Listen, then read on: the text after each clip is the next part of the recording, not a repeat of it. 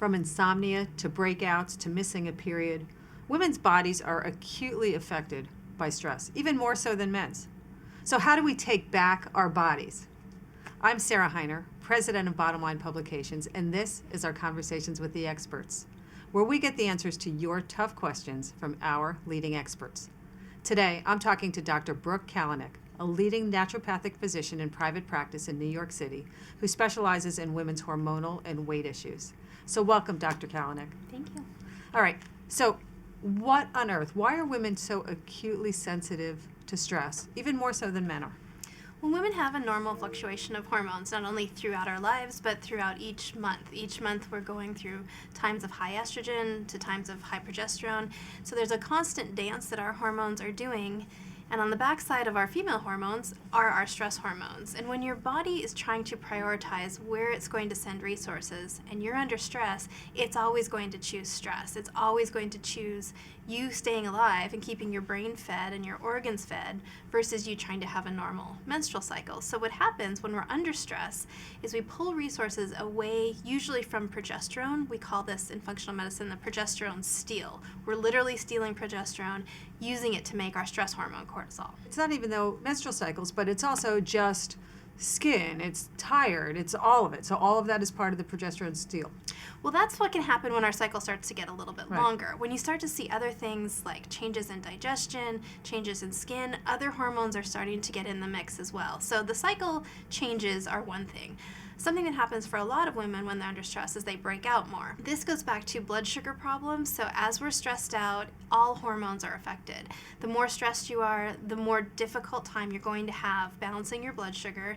And those swings cause a lot of things to happen. One of them can create little mini surges in testosterone and cause us to break out. We know stress, this is true for men and women, really will hit our gut. We'll see more things like IBS, gas and bloating, changes in the way we're reacting to food. All of those things can happen under stress. And something else that both men and women can have is changes in memory.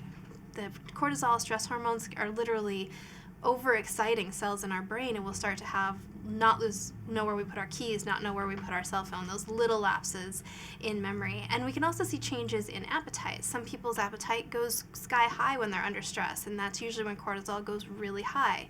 When people are experiencing stress over time and they start to see those reserves of cortisol go down, then they start experiencing a really low appetite. Sometimes for particularly protein heavy foods, they're going to be more anxious to crave carbohydrates and things like that. Just to get the fuel back up. Yep. All right, so how does somebody know when it's stress versus when there really is a physical ailment underneath? Because any of these symptoms can also be connected to some specific physical ailment.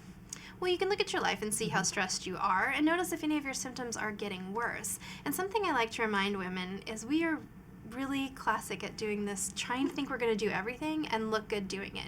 So look at your behaviors. What are you doing that's causing more stress in your life? Are you over-exercising? Are you under-eating? And even good stress can be a problem. Planning a wedding, having a baby, those are still stressful things. A new relationship, all of those things cause stress too. So we oftentimes can see bad stress, but we don't all the time look at the other kinds of stresses in our life. Well, and I think that's a really important point because it's easy to know stress. Somebody, you had a tragic loss in your family, or you had a car accident or something, or, trouble at work. But women somehow seem so vulnerable to what I call just chronic stress, right? So that just the multiple things that we're juggling. I mean, is there something about women that we're just holding on to, worrying about the kids, the husband, the house, the dog, et cetera, and that men just aren't carrying that with them? Is it like the hunter-gatherer of our brains? Part of it is estrogen. Right. We're meant to be chemically a nurturer. That's how we're wired. So some of that is just our chemistry, and some of that really is whatever we've deemed as our role in the modern Western woman is, like I said, trying to do it all and look good doing it. So we need to not only be managing everything, we usually are feeling like body image stress and weight loss pressure and all of those things to either lose weight or maintain those things as well. And that's a lot of stress as well. And some of those behaviors are contributing for overexercising, not eating enough protein. Those are stressors as well. Let me flip it around. Are there some ailments that doctors are diagnosing as a disease state when really it is stress? For example, is it really depression or is it stress? There's such a overprescription of antidepressants that's going on. or any other ailments. Stress has been found to Right. contribute to most of our modern diseases. So always take a look at diet, lifestyle, sleep, stressors. What can you eliminate? What can you do better in terms of more restorative activities like walking, calming things like restorative yoga, getting more sleep?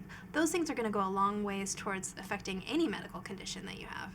The usual, right? The same old usual. It's diet, lifestyle, it's sleep. It's always the same. All right. Well, thank you, Dr. Brooke Kalanick.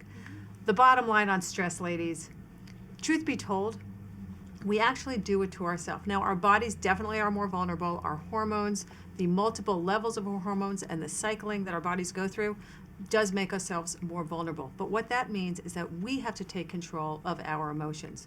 Be aware of the stress in your lives. Take time to make good choices in terms of lifestyle. I know that it sounds boring, but that really is what's at the bottom line. Manage the blood sugar, manage your stress, manage your rest. This is Sarah Heiner with Bottom Line.